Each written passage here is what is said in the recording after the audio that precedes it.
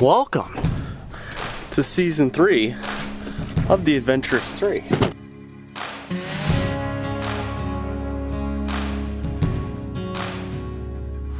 Water pump issues, and I have no idea how to fix that. We just got onto the Pacific Coast Highway.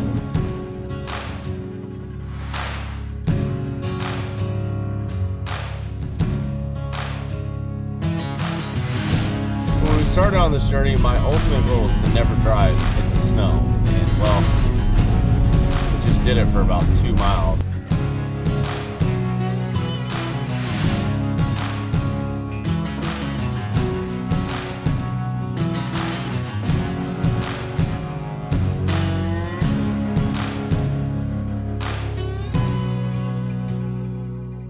Now, before we took this journey, we needed to do some upgrades on this particular trip, and because this trip called us to go from Sutter Creek, California, all the way up to Seattle, Washington, and now we're headed down the Pacific Coast Highway. When you're heading down the Pacific Coast Highway, things are going to need to be, well, they're just going to be wetter, colder, and a little bit more damp, especially the time of the year that we're traveling down this beautiful site. How freaking cold and windy it is! And today we're going to show you what upgrades that we added to not only our RV, but also our truck to make this trip possible.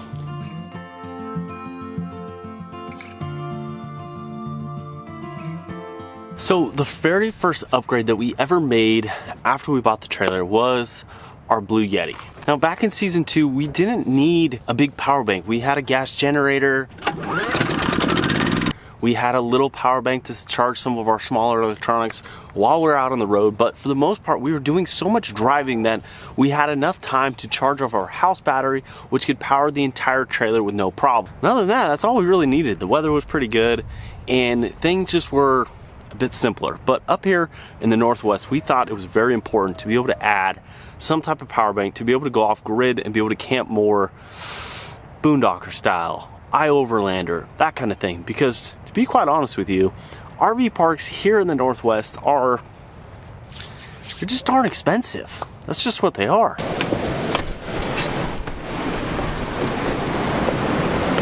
It's absolutely pretty incredible.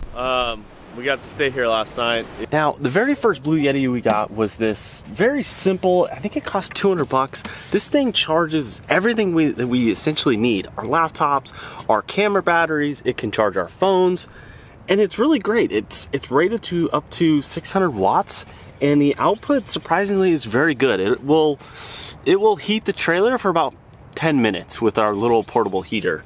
But this thing's been great. It's something that we use all the time. We plug it into shore power when we want to charge it up, or we can even plug it into some solar panels to be able to get things going. And this was just enough for season 2.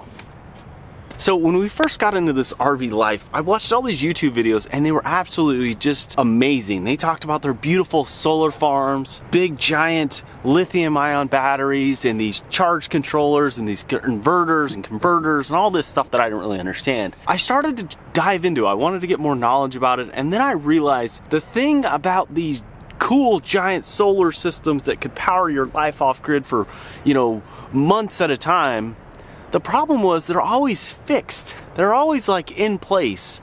I didn't know if this was gonna be the rig that we were gonna have for the next, 10, 12 years while we're out on this journey, traveling the United States via RV. They would essentially have to go with the trailer if we ever sold the trailer, but I wanted a system that we could take with us anywhere. Maybe it's tent camping, maybe if we want to switch to a van, or even a boat. We wanted to be able to take the system that we invested in, brought it with us wherever we wanted to go. So that's where I landed on the Blue Yeti. We purchased a solar generator, and also we bought a backup battery. Now, this system isn't exactly inexpensive, but we were able to get the system for about $3,000. And I know what you're saying, it probably costs the same to install a system, but this system we thought we can take with us anywhere in the world. It's one of their newest models. It is the one that I had been waiting for. I looked at the AC200 Max, and that was gonna be it. But then they came out with this beautiful model, the AC200L, which for RVers just makes more sense. This darn thing can even start up our air conditioner. That's a 15,000 BTU air conditioner. I'm not sure I said that right, but the darn thing's got a kick to it. This has as much starting power as our giant gas generator. Our generator that puts out 3,500 watts. On top of it, the greatest thing about it is it's got this plug. It's got this cool 30 amp plug. So when we're boondocking somewhere and it's the middle of the night and it's getting a little chilly out, we could just plug in our trailer like it was a regular generator. Except it's peace and quiet. You can continuously hear the ocean or the trees or see the beautiful snowflakes landing on your trailer and you stressing out to figure out if you're going to be able to drive in it the next day. You might be thinking, the EC200L is an incredible beast. It's remarkable. It's a little heavy. It's about 48 pounds. But as a strong young guy for me, I don't mind muscling around, and it fits perfect inside our garage, inside our trailer. In my utter opinion, is you can plug in everything. Not only your RV, but also your laptops, your USB-Cs, your 110 pluggy thingies. It runs our air conditioner, it runs our heater, it runs everything inside the trailer. If Chase and I are just fiending for a bag of popcorn, we can plug it in to the microwave and it's gonna run the darn thing without any hiccups. But my number one favorite thing is it's absolutely quiet. Now also it comes with a 2,048 watt hour battery inside the darn solar generator. And on top of it, us taking advantage of some of these sales, we also got the backup battery. This also has 2,048 watt hours that plugs directly into this darn thing. The thing charges itself and it only takes about 2 or 3 hours to charge with the normal house outlet. So when we're, at an RV park, or maybe we want to plug in the gas generator to charge these things up to make us, get us through, cold nights, not so warm days, it has no problem at all. And that's probably the one upgrade that we thought was most important to continuing this life on the road and being able to afford it with our budget. Our budget is relatively inexpensive. And the way we do that by saving money is by boondocking, harvest hosting, finding local golf courses that we can stay at. And I'm sure they don't appreciate a big loud gas generator running all the time. So this has given us that freedom. And as we work further south, we are going to be adding some portable solar panels. Now, as today is just an absolutely beautiful day, the one thing that we realized when we were driving across the United States was our stuff was exposed, and it was exposed in a bad way. Not only to the elements, but also to, well, thieves. And if you've watched anything on social media or the news, traveling in California or some of these cities, it's just darn dangerous to be able to have something in your truck bed. It's just so easy to be able to just remove it. And we've got thousands of dollars that sits in this truck bed, from our gas generator to our golf clubs, to a spare tire, gas, extra water, pretty much the lifeline that allows us to continue to travel full time. So I figured, why not purchase a tonneau cover, a hard shell tonneau cover that locks from the inside, that allows us the security that we need while traveling full time on the road. But the thing that I didn't really appreciate the most about this darn thing was it makes everything waterproof. We now can store things in our truck bed that absolutely, it can just get pounded rain on, it can get snowed on, and the darn thing stays dry. Now you might be wondering, what kind of tonneau cover is this? Is this some $3,000 magical tonneau cover? No, it's not. We bought the cheapest one on Amazon that we could afford. It's the X cover. I think it costs $650 on Amazon. I'll leave a link below. And so far we've been traveling with it for almost 2.5 months now. And the darn thing works perfect. What it does have is it's got the security, but most importantly, it keeps our stuff dry. Now, in one of our most recent videos that we just filmed, we filmed us having to replace our water pump, which was surprisingly easy.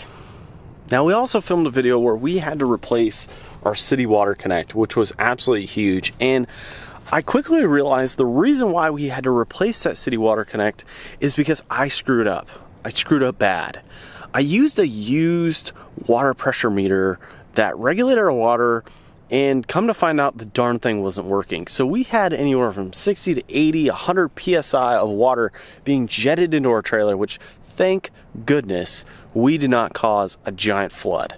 Now the thing that we also added before we took this trip down the Pacific Coast Highway was just this little inexpensive, I think it cost us 20 bucks, and the thing works absolutely wonderful. It is our new water pressure gauge, or our water pressure valve that hooks up to the City Water Connect. This thing was really easy to install, but most importantly, it's really easy to regulate how much pressure is going inside the rig, which, to be honest with you, is probably going to save us quite a bit of money, because it's no longer going to be leaking inside our trailer. Now, you might be asking, like, in order to take on this style of trip, is that all you guys needed to add? Well, to be honest with you, before we took off on this journey, we had many of the upgrades that we already thought we were going to need, like the gas generator, like the X-Chocks and the Anderson blocks and the Levelmate Pro. These are all things that we slowly added, when we took off this journey. But I thought some of these upgrades were definitely going to be necessary to continue to keep us on the road, where we can afford to not just drive from RV park to RV park, where we are able to live off grid for an extended period of time. And it's been a great relief, but it's also made it a lot of fun. It's no fun when you're not able to run your water pump. It's no fun when you're not able to, upload videos and to be able to hook up internet, to be able to watch some of the things that you enjoy watching while you're, like you were at your own house. So when we first started this journey, I wanted good chairs. So what did we do? We went out and bought good chairs. We bought somewhat expensive, nice folding chairs that are relaxing, that make this life a bit comfortable.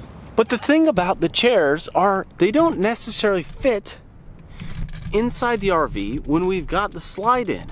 Now, when we've got the slide in, there's like this little area that we can kind of sit in. And Caitlin had this beautiful idea to not put these chairs in there, but to get little chairs, to get little stools. And I was so excited about it. She was enthralled about this great deal, this magical Amazon special. I think it was like 12 bucks or 15 bucks or whatever it was, but it was very inexpensive. It cost like 1/10 of what our chairs cost. We're so excited that we just threw them in the trailer and we took off. In one of those boondocking spots, a Cracker Barrel, Walmart parking lot, whatever we were, she's cooking, we're ready to eat dinner because we can't sit at the table because the slide's in them. Sometimes we don't want to sit in the bed and eat dinner. You don't want chicken crumbs in your sheets. No one wants that. So we whip out these beautiful chairs that Caitlin was so excited about. Well, I'll show you. It's these. Look at them. Look how beautiful it is. Now let me give you the proper show, okay?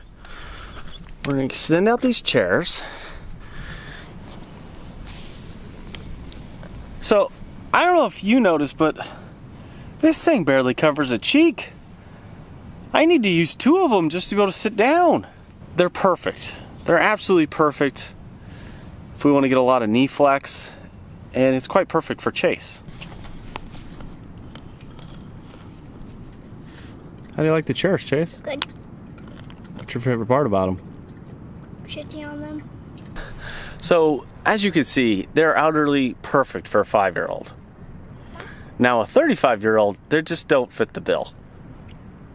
So I don't recommend that upgrade. That was a swing and a miss, except for Chase. Like and subscribe.